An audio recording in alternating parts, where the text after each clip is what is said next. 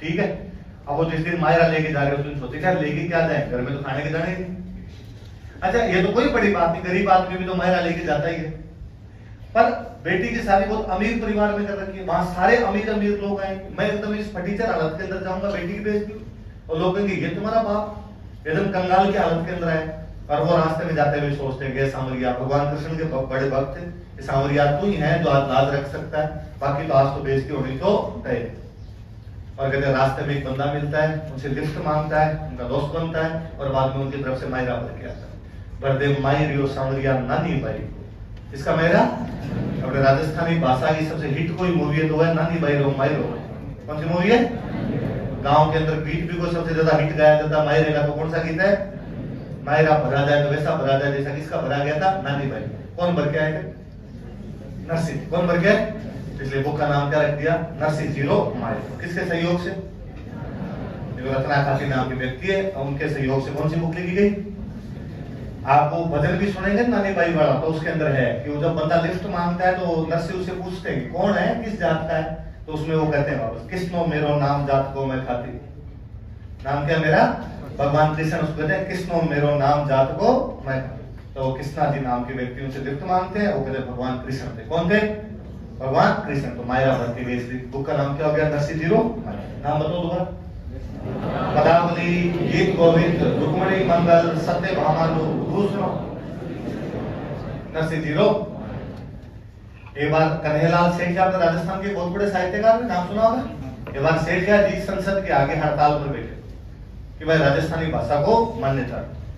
तो किसी मूर्ख पत्रकार ने उनसे पूछ लिया कि भाई कौन सी राजस्थान में तुम्हारी कोई भाषा ही नहीं, तुम तो अलग अलग बोलते रहते हो, मेवाड़ में अलग बोलते हो, मारवाड़ में अलग है, ढूंढाड़ में अलग है, गंगानगरी में अलग है, डूंगरपुर में अलग है, तुम्हारे कौन सी को थे? भरतपुर में अलग है, धौलपुर में अलग।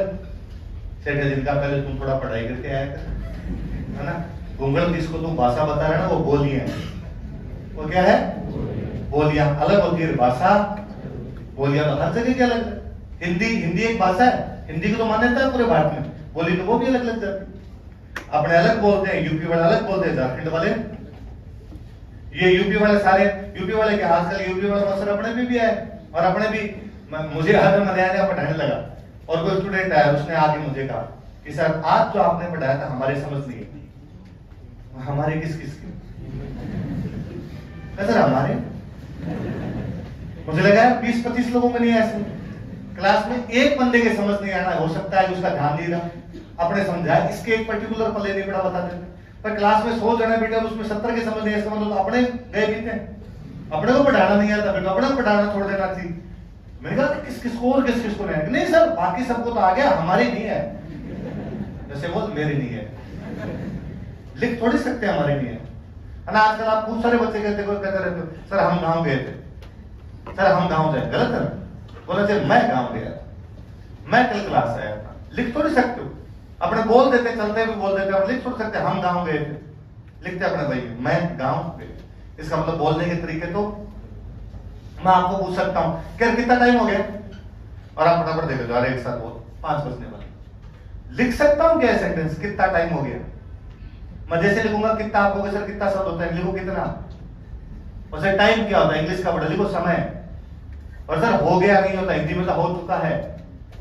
सर ये सेंटेंस होगा कितना समय हो चुका है। मैं लिखूंगा तब आपको गलत लगेगा, मैं जब बोल रहा था कितना टाइम हो गया आपको पता ही गलत नहीं लगेगा। सही तो है, बोल दिया सर ने, जैसे जो पूछना था मैसेज करने हो गए, बोल दिया। अलग है भाषा। तो सेठिया जी की लाइन, सेठिया जी से जब पूछा गया भाई किसको मानता थे, तब उन्होंने कहा कि मीरा कहेगी बिना मानो भाषा राजस्थानी, मीरा कहेगी बिना मानो। मीरा भाई इतना बड़ा साहित्य लिख के गई है जिसको तुम कई सालों से हिंदी में पढ़ाते हो। किसे पढ़ाते हो? हिंदी साहित्य में पढ़ते हैं, मीरा भाई को पढ़ते हैं। वो मीरा भाई जिसको तुम हिंदी साहित्य में पढ़ा रहे हो वो हिंदी नहीं है, वो कौन सी भाषा है? तो किसको मान्यता दी जाए? उसको मान्यता दे दो जिसमें मीरा भाई किताबें लिखी गई। मीरा भाई किताबें कौन कौन सी बताओ? पदावली, गीत गोविंद, सत्य भामानु, दूसरो, नरसिंह जीरो। याद रहे बात। और वैसे भी मुझे हमेशा लगता है कि यार भगवान कृष्ण ही हुए हैं जो कलयुग में सबसे अधिक परिचय देते हैं। परिचय समझे, चमत्कार है ना। भगवान कृष्ण जैसे चमत्कार और कोई नहीं दिखा पाया कि नरसिंह जी का मायरा भर गए, मीराबाई को अपनी मूर्ति के अंदर क्या कर लिया। ये तो फिर भी कहानियां ये तो बचपन में घर घर में हमने कहानी एक सुनी कि एक परिवार है और एक किसान है, और वो किसान भगवान कृष्ण के बहुत बड़े भक्त हैं।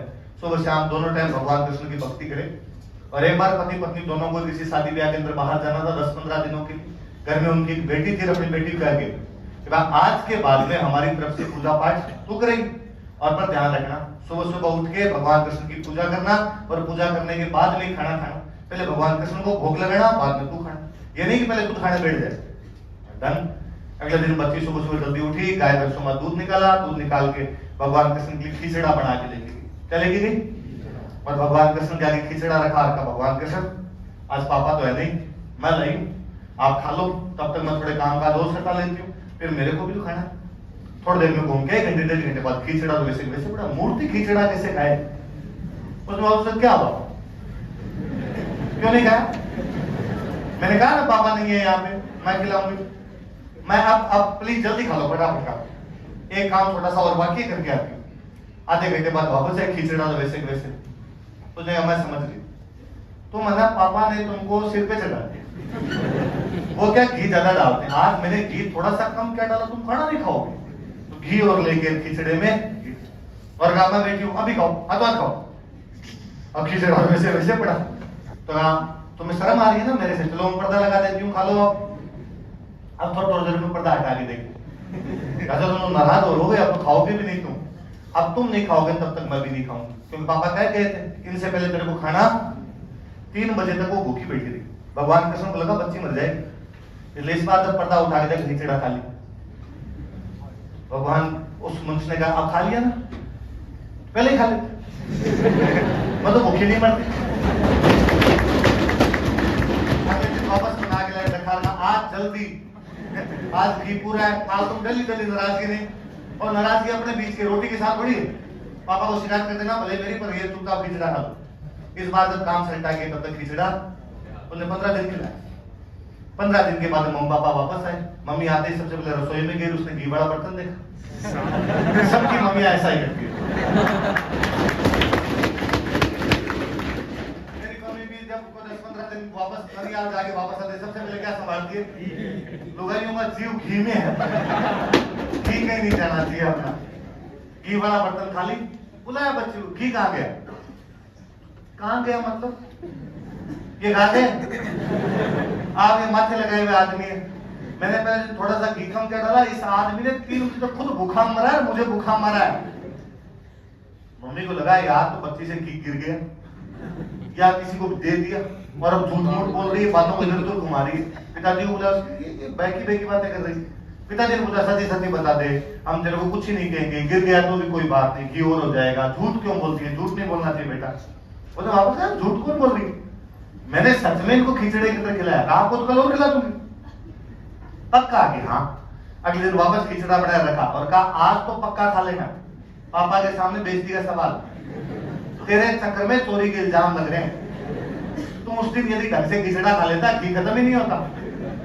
और देखते देखते खिचड़ा खा लिया। और पिता ने अपनी बेटी को दंडवत प्रणाम किया कि बेटी पिछले 20 साल से मैं इस आदमी की पूजा कर रहा हूं, इस आदमी ने मेरे वैसा कोई चमत्कार है? तूने 15 दिन में ऐसा क्या किया कि तेरे हाथ का बना हुआ खिचड़ा खा जाता है ये आदमी? हम आज दिन तक उस लड़की के गीत गा रहे हैं। कर्मा ल्याई दूध खींचड़ो ऊपर घी की बाटगी, जिमा मारो श्याम धनी जिमा वह बेटी जाना। कुछ ना कुछ तो हुआ होगा, इसलिए जन जन गीत गा रहा है। किसी किताब के अंदर नहीं लिखा हुआ, किसी बुक के अंदर इतिहास पढ़ाया नहीं जाता, किसी क्लास में नहीं बताया गया। उसके बावजूद अनपढ़ से अनपढ़ आदमी, अनपढ़ से अनपढ़ महिला ये गीत गा रही है, इसका मतलब चमत्कार तो हुए, वरना कोई नहीं माने। कुछ ना कुछ किया था तब मान रहे। भगवान कृष्ण एकमात्र व्यक्ति है जो कलयुग में चमत्कार दिखाते हैं, जो मीराबाई को मूर्ति में मिला लेते हैं, कर्मा का खिचड़ा। नरसिंह जी का क्या भर के आ जाते हैं,